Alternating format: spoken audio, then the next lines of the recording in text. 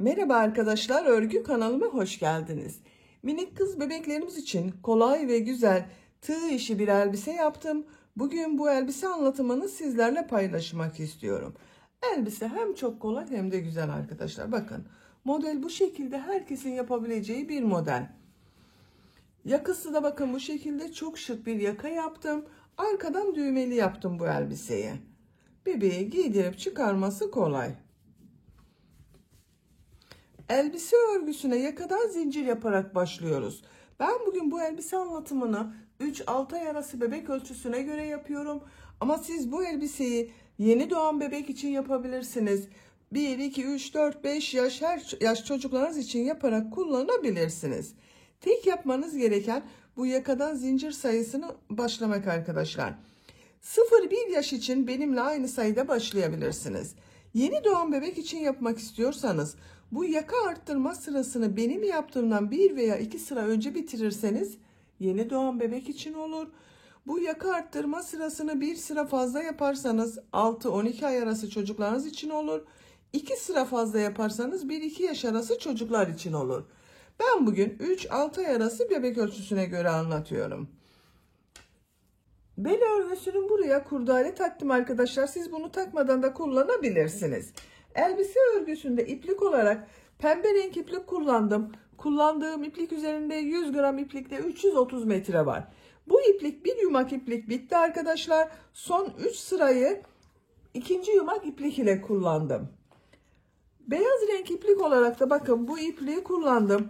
Bu iplik üzerinde de kullandığım iplik üzerinde 100 gram iplikte 340 metre var. Bir yumak iplik bitmiyor beyaz renkli iplikten de.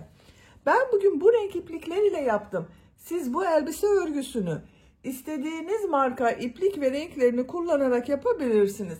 Her renk iplik ile çok güzel oluyor. Tığ olarak 5 numara 3 milimetre tığ kullandım. Benim elim çok sıkı değil. Bakın yaptığım örgüler yumuşak oluyor. Sizin eliniz sıkıysa 3,5-4 milimetre tığları kullanırsanız çok güzel olur arkadaşlar. Bu elbiseye takım yapmak isterseniz bakın çok güzel bir örgü ayakkabı patik yaptım. Tığ işi yaptım arkadaşlar bunu. Bunun örgüsü de tığ işi. Buna takım olarak yine çok güzel tığ işi bebek şapkası yaptım. Bu üçlü takımdan yapmak isterseniz şapka ve bu ayakkabı anlatımlarını yaptım. YouTube kanalıma yükledim. Bunların olduğu YouTube linkini izlediğiniz bu videonun açıklama bölümüne ekliyorum. Siz o linkler üzerine tıklarsanız bunun gibi güzel bir takım yapabilirsiniz. Biz bugün bu kolay ve güzel bebek elbisesini yapacağız. İplik tığı hazırlayalım. Hep birlikte bu kolay ve güzel elbise örgüsüne başlayalım. Örgü kanalıma abone değilseniz abone olmayı unutmayın lütfen. Örgü kanalıma abone olmak ücretsiz. Örgü kanalıma ücretsiz abone olup orada bulunan zil şeklini dokunarak açık yaparsanız kanalıma video yüklediğim zaman ilk önce size bildirim gelir. Örgülerimden herkesten önce sizin haberiniz olur. İzlediğiniz videolarıma beğeni ve yorumlarınızı yaparsanız çok sevinirim arkadaşlar. Videolarıma beğeni yaptığınızda yanında Hype Gönder bölümü görünecektir. Hype Gönder'e tıklayıp puan gönderirseniz de ayrıca çok sevinirim. Sizlerden gelen bu hype puanları örgü kanalımın devamlılığı için çok önemli. Şimdiden hepinize çok teşekkür ederim. Kolay gelsin, iyi çalışmalar.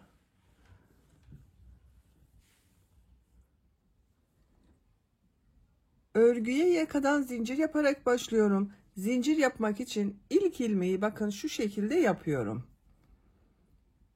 Zincirleri yapmaya başlıyorum. Çok sıkı zincirler yapmayalım arkadaşlar. 80 zincir yapıyorum. 80 zincir yaptım. Bakın bu şekilde çok sıkı olmayan zincirler yaptım. 3 zincir dönüş için yapıyorum. 1, 2, 3. Tığ üzerine iplik alıyorum. 3 ilmek atlıyorum. 1, 2, 3. 4. ilmek içine trabzan yapıyorum. Bu 3 ilmek atladığımda bir trabzan arkadaşlar. 11 trabzan yapıyorum. Bakın bu zincirle birlikte 2 trabzan oldu. 11 trabzan yapıyorum.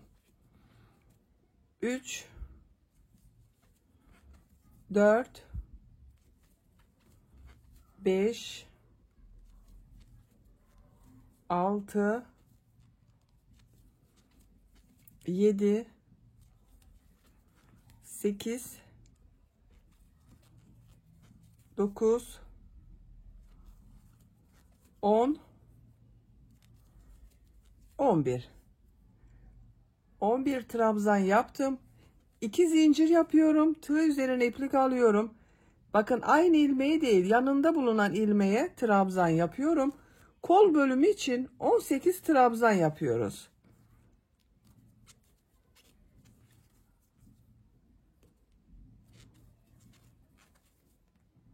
Bakın 3 trabzanı yaptım. 18 trabzanı tamamlayalım. Kol bölümü için 18 trabzan yaptım. 2 zincir yapıyorum. Tığ üzerine iplik alıyorum.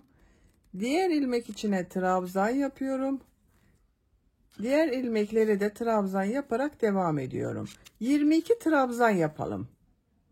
22 trabzanı yaptım. 2 zincir yapıyorum. Diğer kol bölümü için 18 trabzan yapıyorum. Bakın bu kolda 18 trabzan yaptım. Bu kol içinde 18 trabzan yapıyorum. Diğer ilmeğe trabzanı yapıyorum.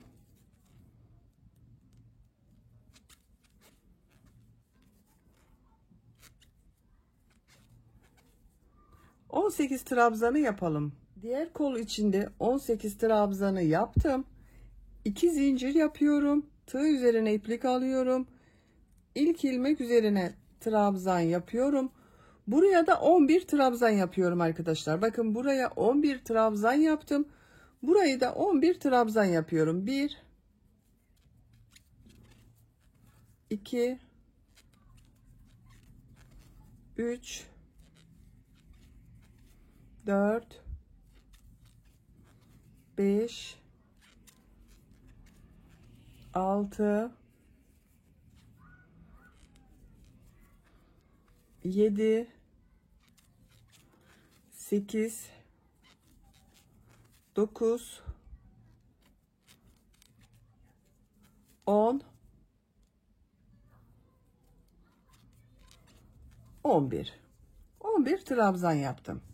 Bakın arkadaşlar, bu sırada yaka ayrımlarını yaptım. Buralara 11 trabzan yaptım. Kol için 18 trabzan yaptım. Bunun ikisinin toplamı olan buraya da 22 trabzan yaptım. Daha büyük çocuk için yapacaksanız da buraları kaç trabzan yaptıysanız buraya yaptığımız trabzanı 2 katı yapacaksınız arkadaşlar. 12 trabzan yaptıysanız burayı 24 trabzan, kol bölümünde 20-22 trabzan yapabilirsiniz. Şimdi ikinci sıradayız. Bir zincir yapıyorum, örgüyü çeviriyorum. İlk ilmek üzerine trabzan yapıyorum. Diğer ilmekleri de trabzan yaparak devam ediyorum. Bu arttırma yapacağımız 2 zincire kadar devam edelim. Arttırma yapacağım yere kadar bakın trabzanları yaptım. 11 trabzan yaptım buraya arkadaşlar. Tığ üzerine iplik alıyorum. Bu arttırma yerine bir trabzan, 2 zincir, bir trabzan yapıyorum.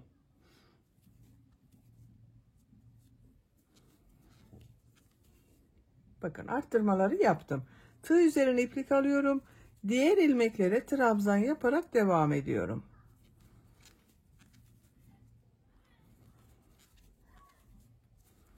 Arttırma yerine kadar devam edelim. Diğer arttırma yerine kadar trabzanları yaptım. Buraya bir trabzan, 2 zincir, bir trabzan yapıyorum.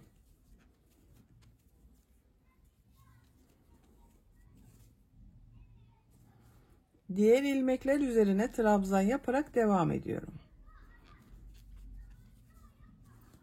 Arttırma yerine kadar devam edelim. Diğer arttırma yerine kadar trabzanları yaptım. Buraya bir trabzan, 2 zincir, bir trabzan yapıyorum.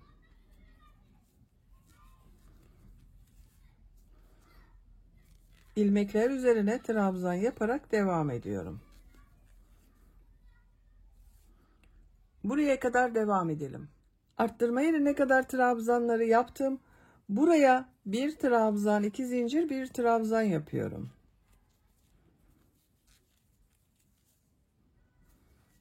Diğer ilmeklere trabzan yaparak devam ediyorum. Sıra sonuna kadar devam edelim. Sıra sonuna kadar tamamladım. Son ilmeği bir önceki sırada 3 zincir atlayarak yaptığım bir trabzan vardı. Bunun son zincir üzerine bakın tığ takıyorum. Trabzan yapıyorum. 2 sırayı tamamladım arkadaşlar. Görüntü olarak bakın bu şekilde oldu. 3. sıradayım. 3. sırada pembe renkli iplik ile bir sıra sık iğne yapıyorum.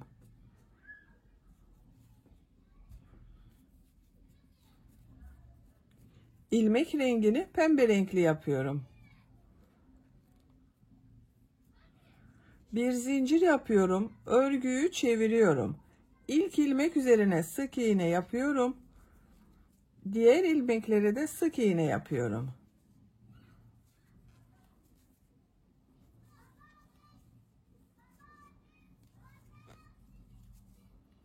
Arttırma yerine kadar devam edelim. Arttırma yerine kadar bakın sık iğneyi yaptım.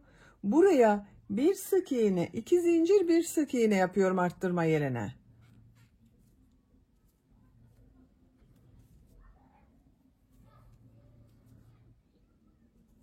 Diğer ilmeklere birer defa sık iğne yapıyorum.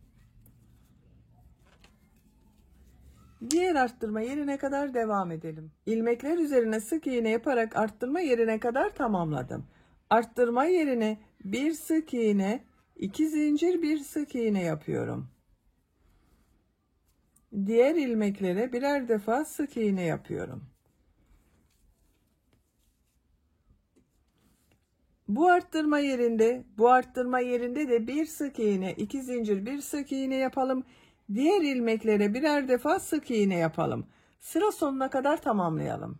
Sıra sonuna kadar sık iğne yaparak tamamladım. Arttırma yerlerinde bir sık iğne, 2 zincir, bir sık iğne yaptım. Pembe renkli ipliği kesiyorum.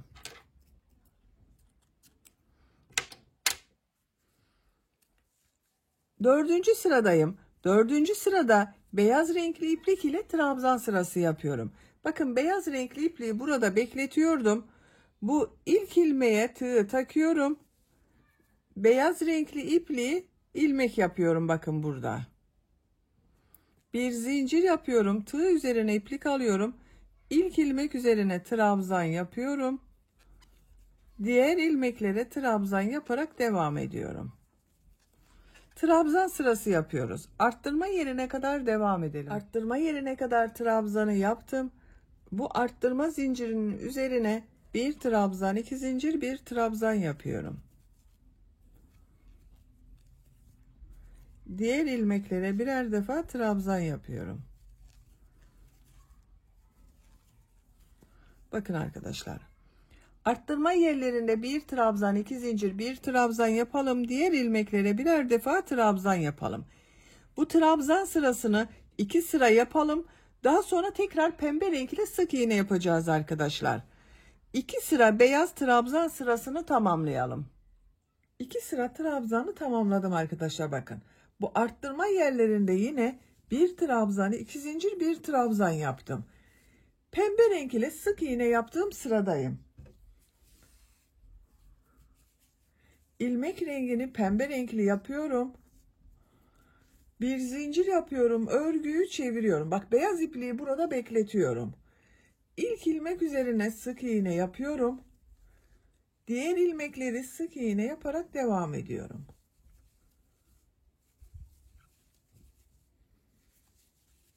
Arttırma yerine kadar devam edelim. Sık iğne yaparak buraya kadar tamamladım. Bu 2 zincir üzerine bir sık iğne, 2 zincir, bir sık iğne yapıyorum.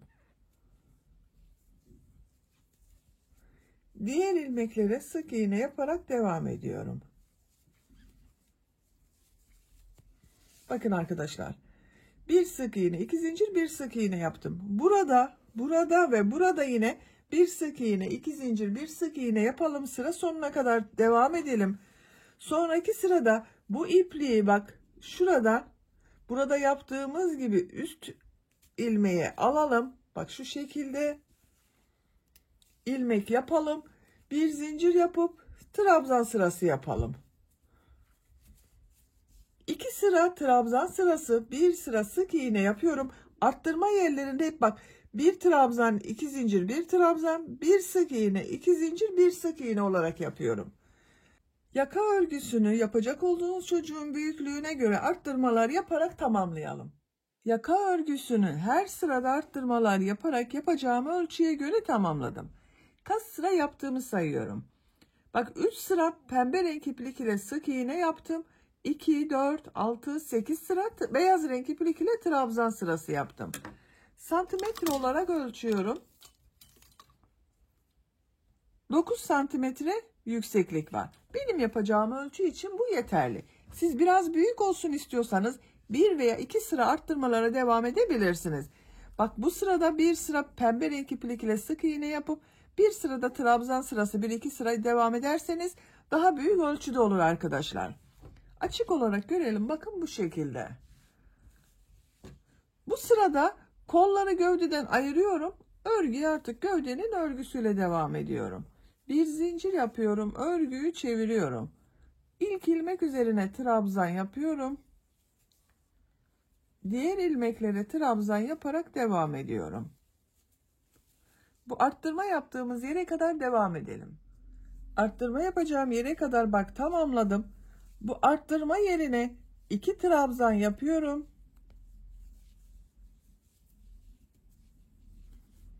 Bir zincir yapıyorum. Kolda bulunan bütün ilmekleri atlıyorum. Bu arttırma yerine 2 trabzan yapıyorum.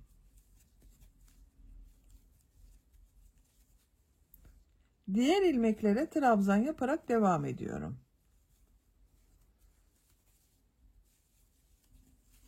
Bak, bir zincir ile ön ve arka bölümü burada birleştirdik arkadaşlar. Kol altının görüntüsü böyle. Buraya kadar devam edelim. Arttırma yapacağım yere kadar bak trabzanları tamamladım. Bu arttırma yerine yine 2 trabzan yapıyorum.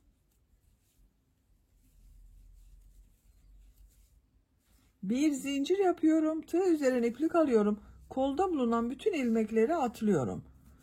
Bak bu arttırma yerine 2 trabzan yapıyorum. Diğer ilmeklere trabzan yaparak devam ediyorum.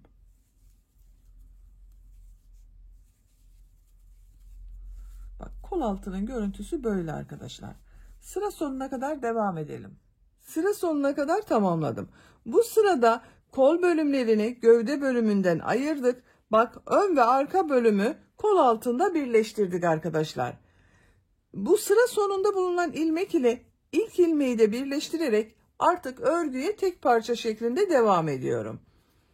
Bak ilk başta bulunan bu ilmeğe tığ takıyorum. İplik aldım. İlmek içinden çektim. Tığ üzerinde bulunan ilmekten de çektim arkadaşlar. Bakın burayı birleştirdim. Artık örgü tek parça olacak.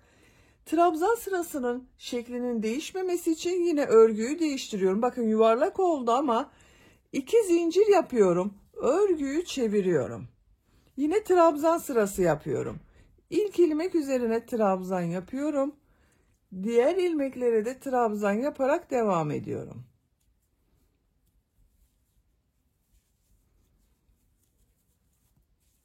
Bakın bir sıra daha trabzan sırası yapacağız. Her ilmeğe birer defa trabzan yapalım. Bakın bu kol altında bulunan ilmeğe de bir trabzan yapıyoruz. İsterseniz buraya 2 trabzan da yapabilirsiniz arkadaşlar. Biraz geniş olsun derseniz bu kol altında bulunan ilmeğe 2 trabzan yapabilirsiniz. Sıra sonuna kadar devam edelim.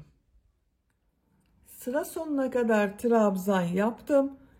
Bu ilk ilmek ile ilmek kaydırma yaparak sırayı birleştiriyorum. İpliği kesiyorum.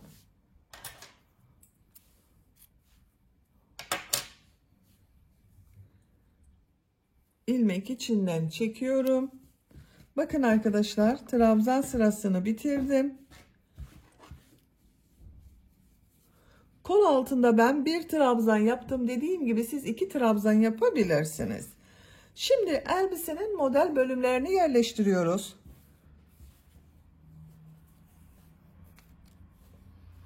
Pembe renkli iplik ile model yapıyorum. Bu ilmekten bakın bitirdiğim ilmekten ipliği bağlıyorum.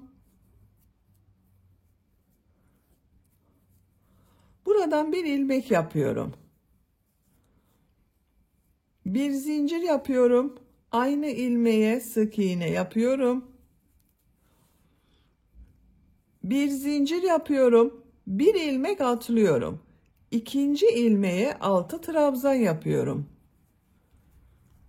Aynı ilmek içine 6 trabzan yapıyorum.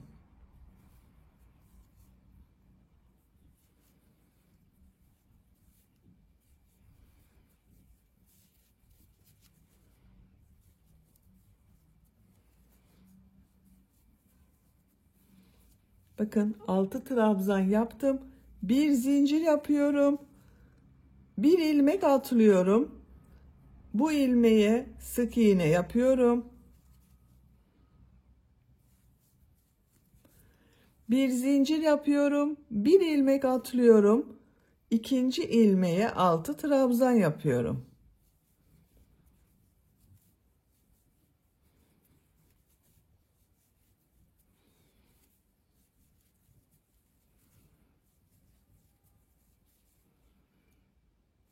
Bir zincir yapıyorum. Bir ilmek atlıyorum. İkinci ilmeğe sık iğne yapıyorum. Bir zincir yapıyorum. Bir ilmek atlıyorum. İkinci ilmeğe 6 trabzan yapıyorum.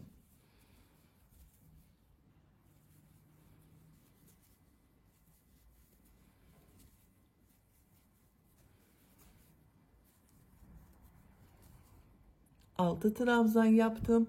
Bir zincir yapıyorum. Bir ilmek atlıyorum. Sık iğne yapıyorum. Bakın bu şekilde modeller yapıyoruz. Aralarda hep birer ilmek atlıyorum. Sıra sonuna kadar devam edelim. Sıra sonuna kadar modelleri yerleştirdim. Bir zincir yapıyorum. Bu ilmek ile ilmek kaydırma yaparak sırayı birleştiriyorum. Bakın arkadaşlar, bu ilk sırada model yerleştirmesini tamamladım. Kaç model yerleştirdiğimi sayıyorum. 2, 4, 6, 8, 10, 12, 14, 16, 18, 20, 22, 24.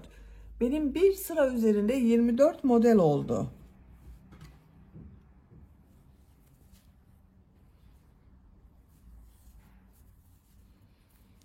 Bir zincir yapıyorum. Örgüyü çeviriyorum.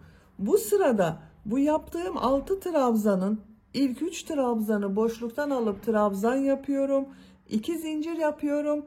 Diğer 3 trabzanı boşluktan alıp trabzan yapıyorum. Bu ilk trabzana ilmek kaydırma yaparak geçiş yapıyorum. 3 zincir yapıyorum. Bu 3 zincir bir trabzan oluyor. Burada 2 trabzanı boşluktan alıyorum, trabzan yapıyorum.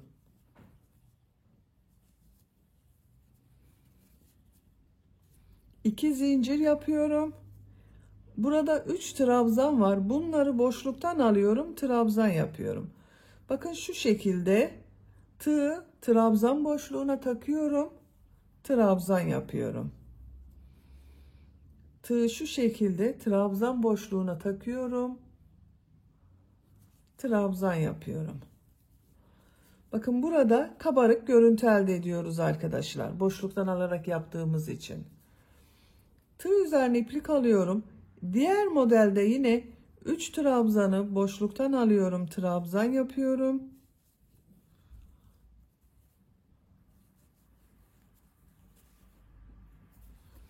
İki zincir yapıyorum. 3 trabzanı boşluktan alıyorum. Trabzan yapıyorum.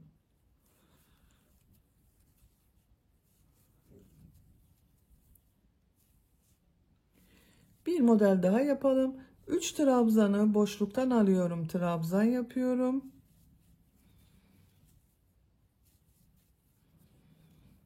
İki zincir yapıyorum. 3 trabzanı boşluktan alıyorum, trabzan yapıyorum.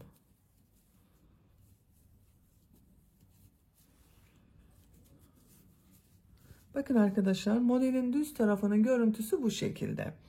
Sıra sonuna kadar devam edelim. Sıra sonuna kadar modelleri tamamladım. Sıra başında yaptığım, bakın bu 3 zincirin 3. zincire tığ takıyorum. İlmek kaydırma yaparak sırayı birleştiriyorum. Bakın arkadaşlar, bir modeli bu şekilde tamamlamış oldum. Bir zincir yapıyorum. Örgüyü çeviriyorum. Bu ilk boşluğa bir sık iğne yapıyorum. Bir zincir yapıyorum. Model ortasına 6 trabzan yapıyorum.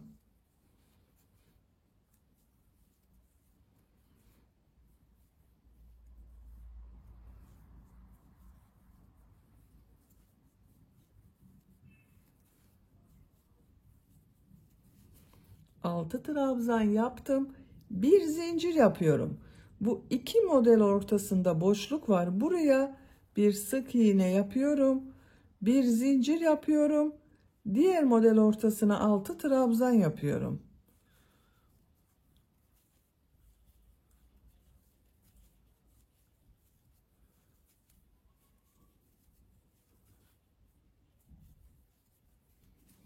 Altı trabzan yaptım. Bir zincir yapıyorum. İki model ortasına sık iğne yapıyorum. Sıra sonuna kadar devam edelim. Modelleri sıra sonuna kadar tamamladım. Son model ortasına da bakın 6 trabzan yaptım. Bir zincir yapıyorum. İlk yaptığım bu sık iğne ile ilmek kaydırma yaparak sırayı birleştiriyorum. Bakın arkadaşlar, model görüntüsü bu şekilde. Bir zincir yapıyorum. Örgüyü çeviriyorum. Bu modelde ilk trabzana ilmek kaydırma yaparak geçiş yapıyorum. 3 zincir yapıyorum. Bu 3 zincirde bir trabzan oluyor. 2 trabzanı boşluktan alıyorum. Trabzan yapıyorum. 2 zincir yapıyorum. Burada 3 trabzan var. 3 trabzanı boşluktan alıyorum. Trabzan yapıyorum.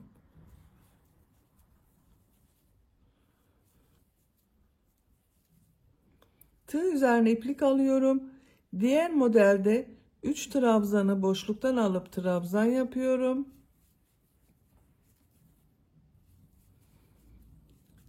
2 zincir yapıyorum. 3 trabzanı boşluktan alıyorum. Trabzan yapıyorum.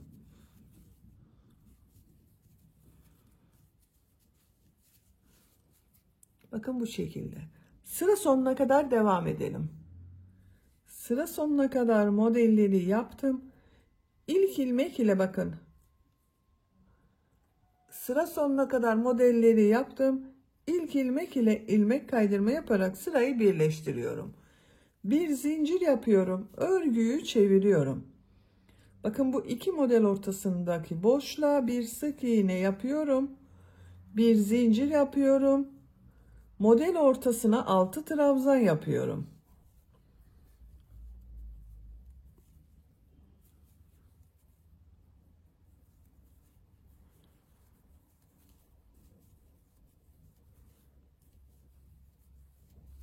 Altı trabzan yaptım.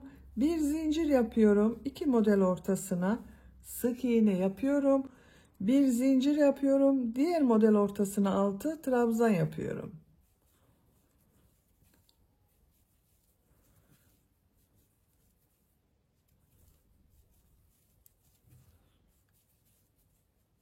Bir zincir yapıyorum. İki model ortasına sık iğne yapıyorum.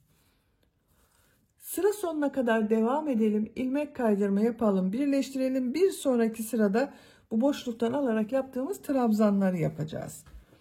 Bakın arkadaşlar. Elbise örgüsü bu şekilde devam edecek. Model bu iki sıranın tekrarından oluşuyor. Bir sırada bu sırada yaptığımız gibi model ortasına 6 trabzan yapıyoruz. İkinci sırada 3 trabzanı boşluktan alıp trabzan yapıyoruz. 2 zincir yapıyoruz. 3 trabzanı boşluktan alıp trabzan yapıyoruz. Elbise örgüsünün etek bölümünü tercihinize ve yapacak olduğunuz çocuğun büyüklüğüne göre bu model sırasını tekrarlayarak devam edelim. Elbisenin etek bölümünü yapacağım ölçüye göre ve tercihime göre tamamladım arkadaşlar. Kaç model sırası yaptığımı sayıyorum. Bu kabarık görünen modelleri sayıyorum. 1, 2, 3, 4, 5, 6, 7, 8, 9, 10, 11, 12 model sırasını tamamladım. 13. model sırada bu 6 trabzan yaptığım sırada bitirdim bakın. Bu etek yüksekliği tercihinize göre siz istediğiniz kadar uzun veya kısa yapabilirsiniz. Benim tercihime göre bu yükseklik yeterli. Santimetre olarak ölçüyorum, fikriniz olsun. Bakın buradan modelli bölümü ölçüyorum. 21 santimetre. Siz bunu 22-23 santimetre yapabilirsiniz. Model sırasını birkaç sıra daha devam edebilirsiniz. Etek örgüsünde son sırayı yapıyorum. Bakın elbisenin görüntüsü bu şekilde oldu. Çok güzel oluyor.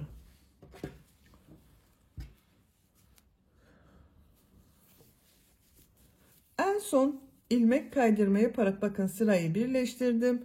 Örgüyü çeviriyorum. Bir zincir yapıyorum. Bu boşluğa bir sık iğne yapıyorum. Bir zincir yapıyorum. Bu model ortasına son sırada 7 trabzan yapıyorum.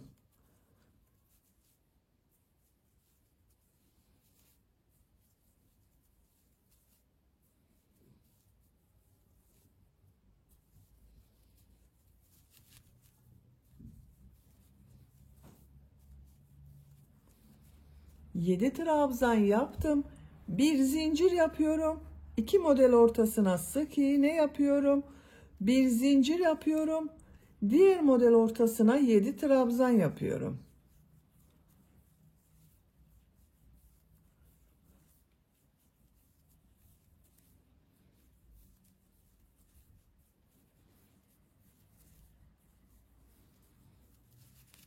Yedi trabzan yaptım. Bir zincir yapıyorum. 2 model ortasına sık iğne yapıyorum. Bakın bu şekilde modeller elde ediyoruz. Sıra sonuna kadar devam edelim. Modelleri sıra sonuna kadar yaptım. Bir zincir yapıyorum. İlk yaptığım bu ilmek ile ilmek kaydırma yaparak sırayı bitiriyorum. İpliği kesiyorum. Ben ipliği kestim.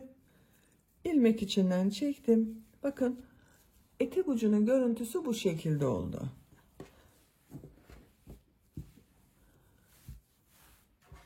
Bakın arkadaşlar, elbisemizin etek bölümünü bitirdik. Çok güzel oluyor. Şimdi yaka örgüsünü yapalım. Yaka örgüsünü yapmadan önce bu arka bölüme düğme ilikleri yapacağız. Bakın buraya düğme ilikleri yapıyorum. Bu tarafı sık iğne yapıyorum. Pembe renkli iplik ile yapıyorum. Siz tercihinize göre beyaz renkli iplik kullanabilirsiniz. Bu ilk ilmekten ipliği bağlıyorum.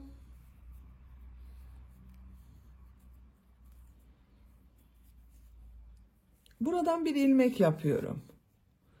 Bu trabzan sırasına sık iğne yapıyorum. Sık iğne yapıyorum bakın. Ne çok sıkı ne çok aralıklı olsun arkadaşlar. Bu trabzan sırasına bakın. Bir sık iğne yaptım. Buraya bir sık iğne yapıyorum. Sık iğne yapıyorum. Sık iğne yapıyorum. Şu şekilde bakın sık iğneler yapıyorum. Buraya kadar devam edelim. Buraya kadar sık iğne olarak tamamladım. Karşı tarafta da sık iğne yapacağız. Bu sık iğneleri yaparken bir yaka başlangıcına bir de bakın ortaya buraya birer tane düğme iliği yapmak istiyorum. Karşıda bakın bu trabzan sırasına bir sık iğne yapıyorum. İlmeklere sık iğne yapıyorum.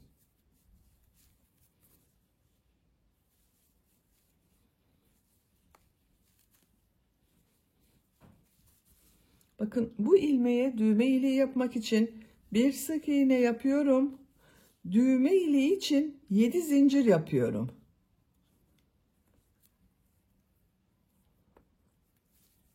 Aynı ilmeğe sık iğne yapıyorum. Bu düğme iliğinde yaptığım zincir sayısı yapacak olduğunuz düğmenin büyüklüğüne göre daha küçük veya daha büyük olabilir arkadaşlar. 8 zincir yapabilirsiniz, 6 zincir yapabilirsiniz. Diğer ilmeklere sık iğne yaparak devam ediyorum.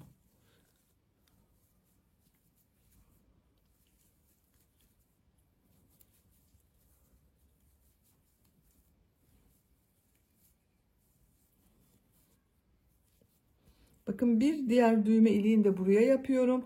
Düğme iliği için 7 zincir yapıyorum.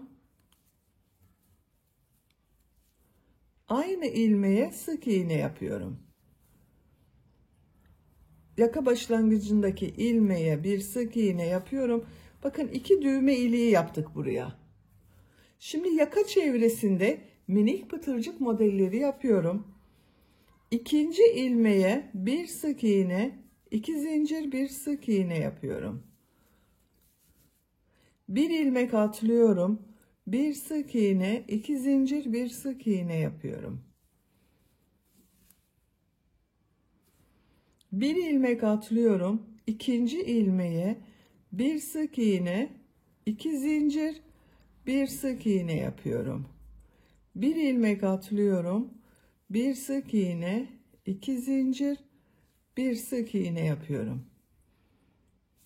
Sıra sonuna kadar devam edelim.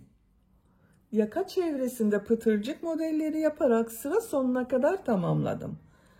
Son modeli burada yaptığım ilk ilmek ile ilmek kaydırma yaparak birleştiriyorum. Bakın yakanın çevresi bu şekilde oldu. Düğmelerini de diktim arkadaşlar. Bakın burada yaptığım düğme iliklerinin tam karşısına birer tane düğme diktim.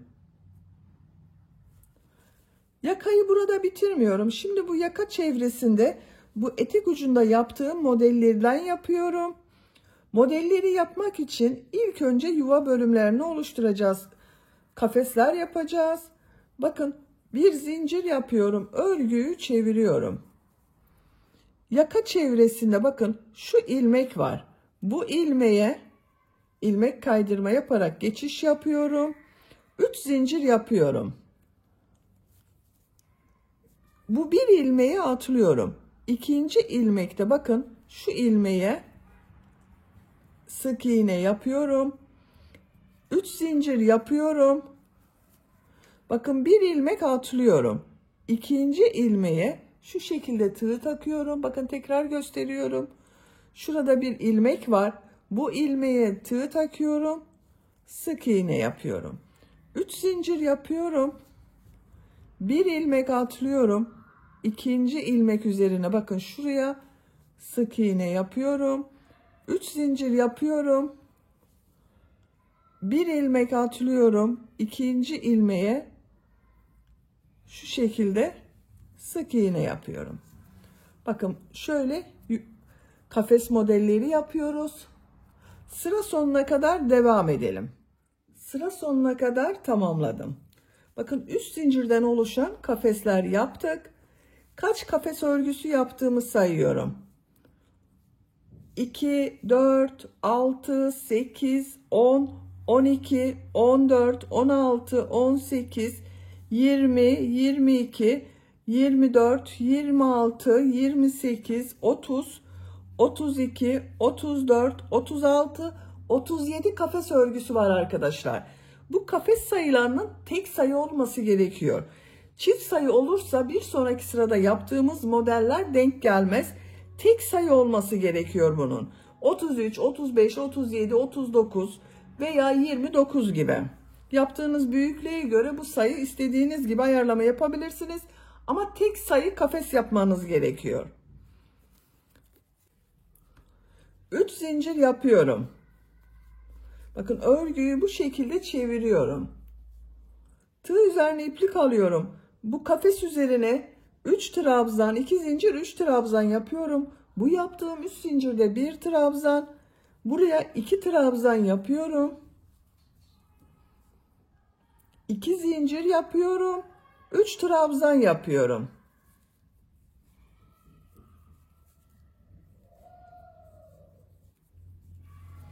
Üç trabzan, 2 zincir, 3 trabzan oldu bakın.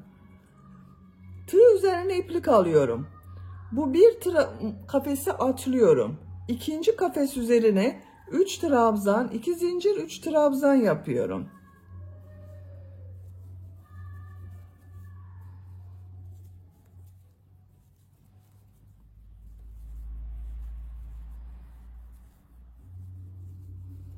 Bakın 3 trabzan, 2 zincir, 3 trabzan yaptım. Tığ üzerine iplik alıyorum. Bir kafes atlıyorum. Diğer kafes üzerine 3 trabzan, 2 zincir, 3 trabzan yapıyorum.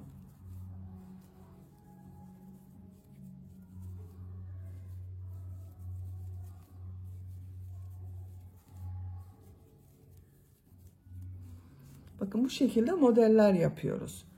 Sıra sonuna kadar devam edelim. Sıra sonuna kadar modelleri yaptım. Bakın son kafes üzerine de bir model yaptım. Kaç model yaptığımı sayıyorum. 2, 4, 6, 8, 10, 12, 14, 16, 18, 19 model var arkadaşlar. Bakın yakanın şekli bu şekilde görünüyor. Arka bölümden de bu şekilde görünüyor. Yakada son sırayı yapıyorum. Bir zincir yapıyorum. Örgüyü çeviriyorum. Tığ üzerine iplik alıyorum. Bu model ortasında yaptığım 2 zincir üzerine 6 trabzan yapıyorum.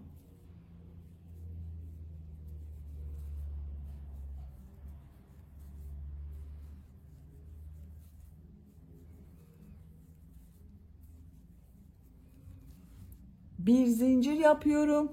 2 model ortasına sık iğne yapıyorum. Bir zincir yapıyorum. Model ortasına 6 trabzan yapıyorum.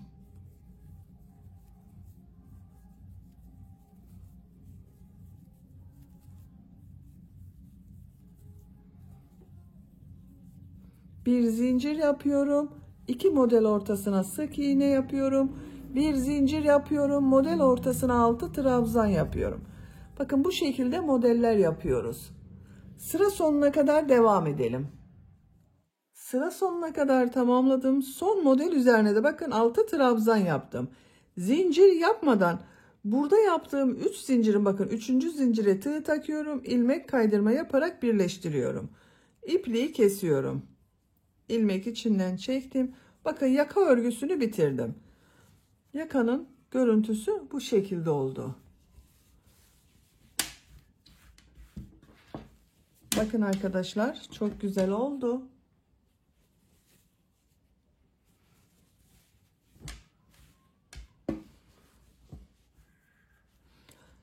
Şimdi elbisenin kol örgüsünü yapalım. Beyaz renkli iplik ile kol örgüsüne başlıyorum. Kol altından başlıyorum. Kol altında bu ilmeğe iplik bağlıyorum.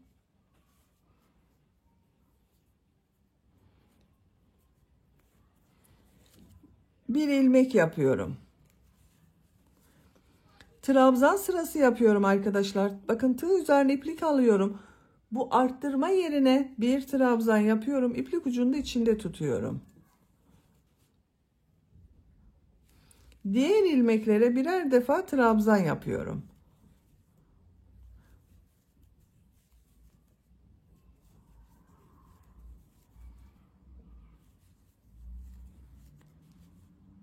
Sıra sonuna kadar devam edelim. Sıra sonuna kadar trabzan yaparak devam ettim. Bu arttırma yerine bir trabzan yapıyorum. Sıra başında da bakın arttırma yerine bir trabzan yaptım. Sıra sonunda da bir trabzan yaptım. Kol altındaki bu ilmek ile ilmek kaydırma yaparak sırayı birleştiriyorum. Bakın bu yaka bölümünde yaptığım kol ayrımı sırasında yaptığım trabzan sırasının devamı oldu. 2 zincir yapıyorum. Örgüyü çeviriyorum. Her ilmek üzerine bir trabzan yapıyorum.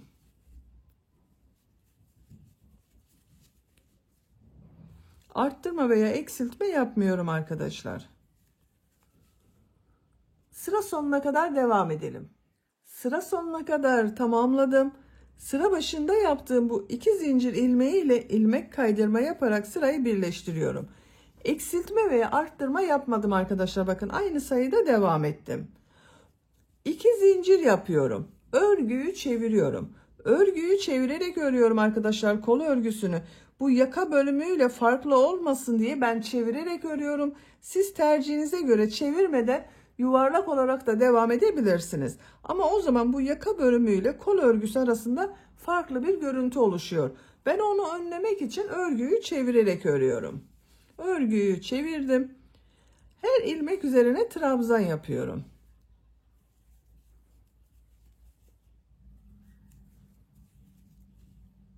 Sıra sonuna kadar devam edelim. Sıra sonuna kadar tamamladım.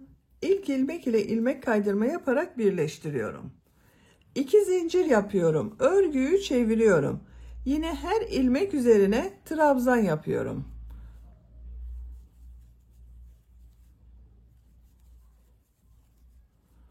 Sıra sonuna kadar devam edelim. İlmek kaydırma yaparak birleştirelim. Örgüyü çevirerek devam edelim arkadaşlar. Kol örgüsü bu şekilde devam edecek. Yapacak olduğunuz çocuğun büyüklüğüne göre bu trabzan sırasını tekrarlayarak örgüye devam edelim. Elbisenin kol örgüsünü tamamladım. Bakın bu şekilde yaptım arkadaşlar. Çok güzel oldu. Pembe renk iplik ile bileklik bölümü yaptım. Elbisenin diğer kol örgüsünde aynı şekilde başladım. Bakın bileklik bölümüne kadar tamamladım. Kaç sıra yaptığımı sayıyorum. 1, 2, 3, 4, 5, 6, 7, 8, 9, 10, 11, 12, 13, 14 sıra. Benim yapacağım ölçü için bu yeterli. Siz biraz uzun olsun istiyorsanız 1 veya 2 sıra devam edebilirsiniz. Pembe renk ile ipliğe geçmeden önce bir sıra beyaz renk iplik ile sık iğne yapıyorum. Kol ucunda biraz dar yapmak için arada kesmeler yapıyorum.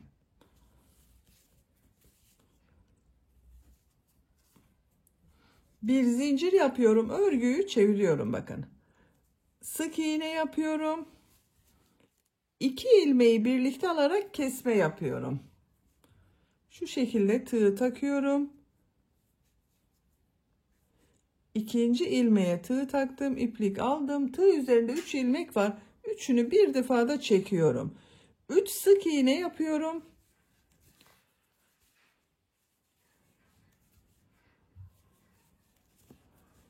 Burada kesme yapıyorum. Siz kesme yapmadan her ilmek üzerine de sık iğne yapabilirsiniz. 3 sık iğne yapıyorum.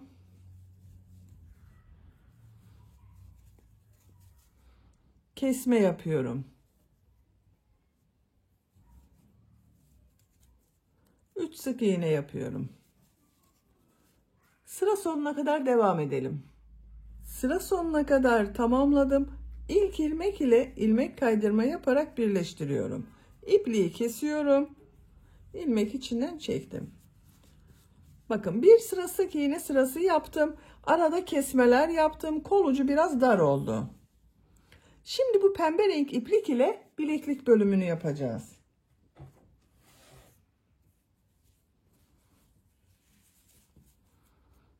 İlk ilmekten pembe renk iplik ile ilmek yapıyorum.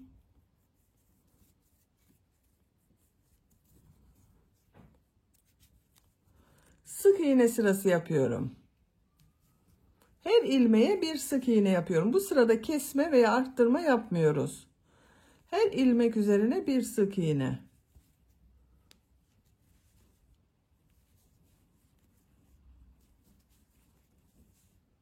Sıra sonuna kadar devam edelim. Sıra sonuna kadar sık iğne yaptım. İlk ilmek ile ilmek kaydırma yaparak birleştiriyorum. Bir zincir yapıyorum. Sık iğne sırası yapıyorum. Her ilmek üzerine bir sık iğne yapıyorum. Sıra sonuna kadar devam edelim. Sıra sonuna kadar tamamladım. İlk ilmek ile ilmek kaydırma yaparak birleştiriyorum. 2 sıra yaptım. Bir zincir yapıyorum, sık iğne yapıyorum. Bir sıra daha sık iğne yapıyoruz. Sıra sonuna kadar devam edelim. Sıra sonuna kadar tamamladım. İlk ilmek ile ilmek kaydırma yaparak sırayı birleştiriyorum. İpliği kesiyorum.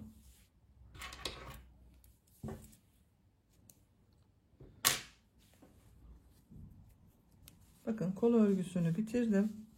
Çok güzel oldu arkadaşlar bileklik bölümü. Siz tercihinize göre bir sıra daha devam edebilirsiniz.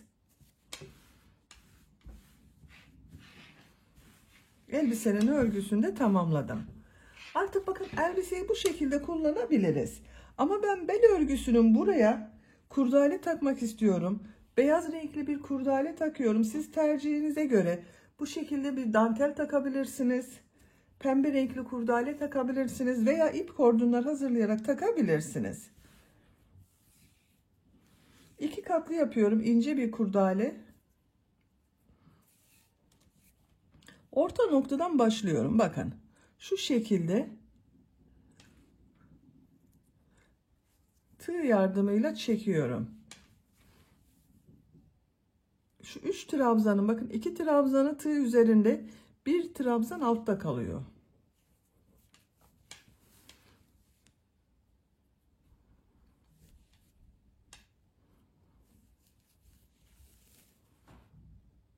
Sıra sonuna kadar devam edelim. Sıra sonuna kadar taktım.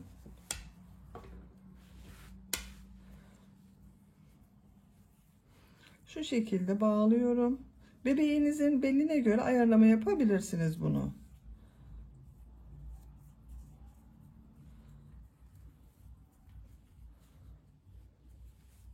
Bakın çok güzel oldu. Arka görüntüsüne bakalım. Elbisenin arka görüntüsü bu şekilde. Bitmiş olarak size ölçülerini söylüyorum. Burada gövde genişliğini ölçüyorum. 22 santimetre. Yüksekliğini ölçüyorum. Kol altından yükseklik 23 santimetre. Omuzdan tam yüksekliğini ölçüyorum. 34 santimetre. Kol yüksekliğini ölçüyorum. 14 santimetre kol yüksekliği var. 3 aylık bebek için yaptım arkadaşlar. Bakın bu şekilde oldu. 3-6 ay arası bebek çok güzel kullanır bunu.